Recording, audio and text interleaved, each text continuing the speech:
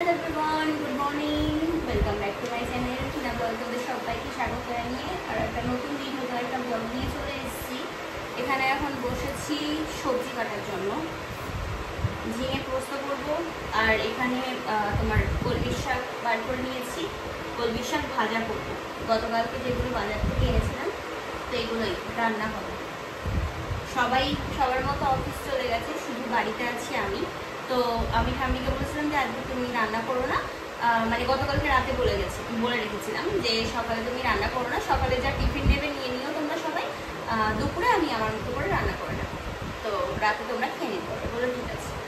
তো ওই জন্য এখন আমি আর কি রান্না করছি, তো দুপুরে হয়ে যাবে আমার, আর একবারে করবো তো রাতেও হয়ে যাবে সবার।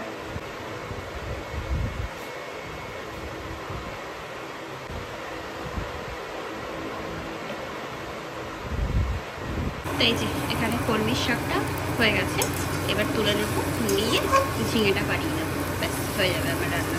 আর হ্যাঁ, টমেটো চাটনি করবো। এবার এই যে এটা ফুটছে, ঠিক আছে পোস্তটা, তো এটা ফুটে গেলে তারপরে নামিয়ে নেবো, হয়ে গেছে। আর লাস্টে চাটনি করবো।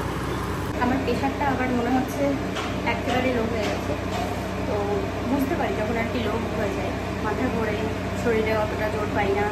তো কটা দিন ধরে পিঠ, তারপরে তোমার এই কাঁধের এই সাইডে এইসব যন্ত্রণা করছে। আজকে সকাল থেকে মাথাটাও ঘুরে আছে। তো এখানে একটু লবণ চিনির জল করে নিলাম এই বোতলটাই, তো এটা খেয়ে দেখি কতটা কি হয়। আর তাছাড়া কফি পাতা আছে, পরে ব্ল্যাক কফি খেয়ে নেব। ব্ল্যাক কফি খেলে না মানে প্রেশারটা মেনটেন থাকে। এটা তো মানে তোমাদের মধ্যেই অনেকে আমাকে বলেছিলেন যখন আমার ফার্স্ট টাইম লো প্রেশার ধরা পড়লো, তখন তারপর থেকে প্রেশার আপ ডাউন করলে আমি একটু ব্ল্যাক কফি খেয়ে নিই, 1 থেকে 2 বার খেলে ঠিক হয়েছে।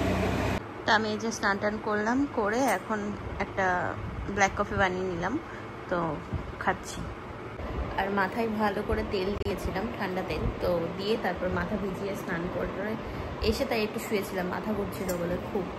তো যাই হোক, এখানে এখন কফি বানিয়ে নিলাম, এটা খাই, এটা খেলে একটু ভালো লাগবে। আর লবণ চিনির জল খেয়েছি, তো কাজ হচ্ছে না ওটা খেয়ে, তাই ভাবলাম যে এটা খেয়ে নিই কফি।